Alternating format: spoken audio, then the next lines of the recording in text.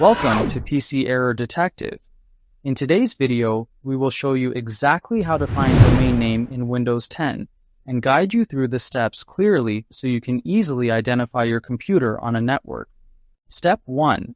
First, open the Start menu on your Windows 10 PC.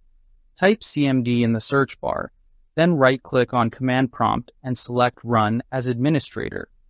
Running CMD as administrator ensures you have full access to all commands and system information. Step 2. In the command prompt window, type hostname and press Enter. This command shows the name of your computer on the network, which helps you identify your device in a domain or workgroup. Step 3. Type echo %computername% and press Enter.